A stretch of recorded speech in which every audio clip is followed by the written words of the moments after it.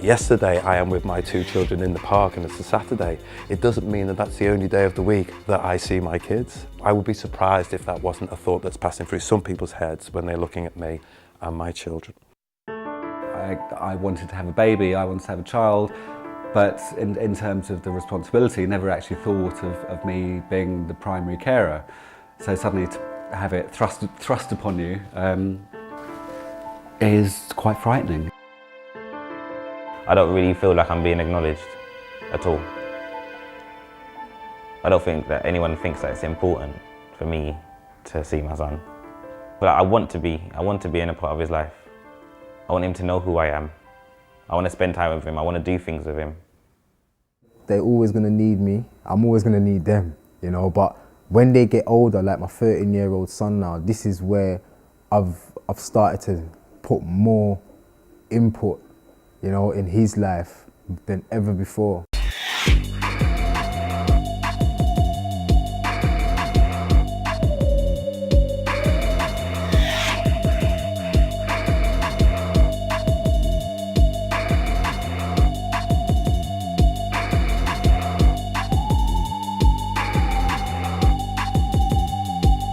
There was a time when she was in labor, and there was a whole lot of doctors and nurses and midwives in there, and I was doing what they was telling me to do, like help her, keep her calm, you know, keep her focused, just let her breathe, and you know, just keep talking to her. Basically, just take the abuse that she's throwing at you.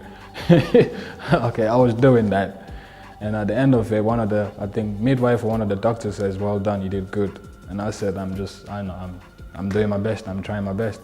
And one of them said, "I think you've done your best already." And the way I interpreted that was, it was basically saying, you've done your best by getting her knocked up in the first place.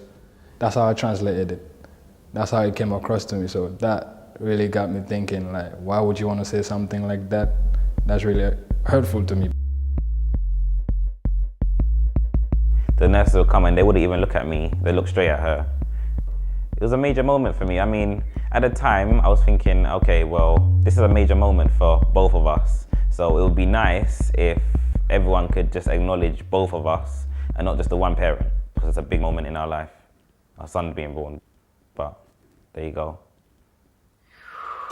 Why can't a young father be involved? Why are people assuming that the young father, because they're young or because they're of perhaps a certain culture or ethnicity, are less likely to be around?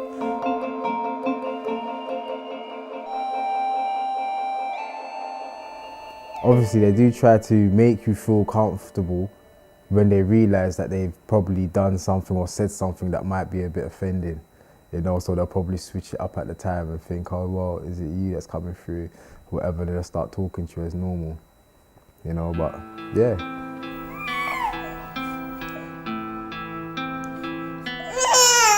We did have a health visitor that used to come around, and she would always ask for Sophie, even though I'm there with Grace, and she wouldn't get started if Sophie wasn't there. And at one point, I felt like she was even going to go, because Sophie was just, I think, sleeping. She was a bit tired, but she really wanted Sophie there, even though she could have just talked to me. But then I got Sophie down, and it was okay after that. But when she would talk to Sophie more and not really include me and stuff. And I'm not sure if she did it on purpose or not, it's just she's probably used to not seeing the dad there or just talking to the mums, because she probably reckons mum's more reliable.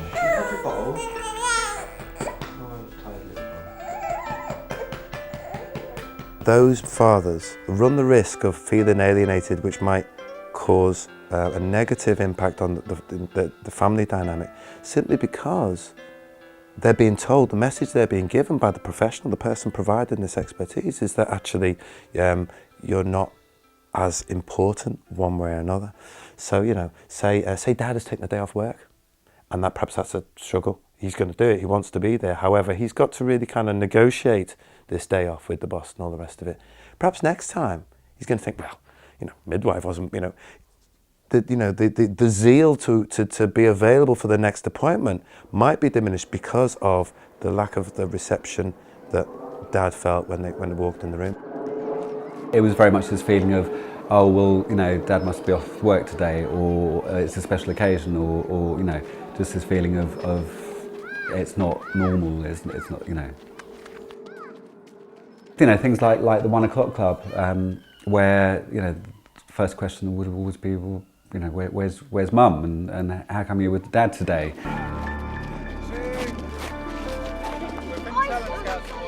It feels quite patronising,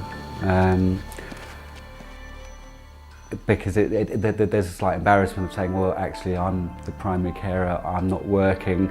It's quite demeaning, it feels quite demeaning. But it's also, it's quite demeaning of like, well, why shouldn't I be the primary carer? What's the issue?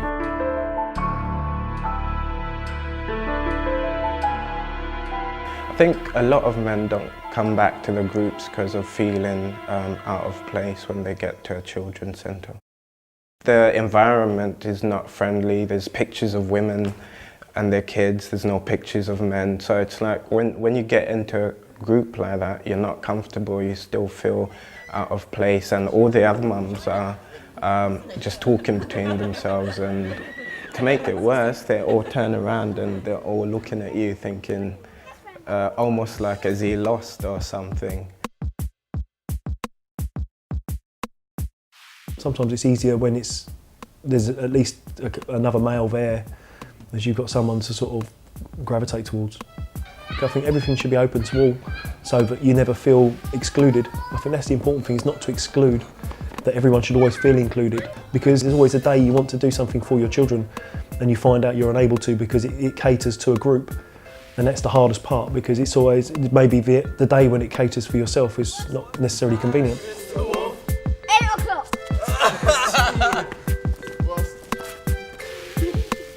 What's the time, Mr. Wolf? 1 o'clock. 1.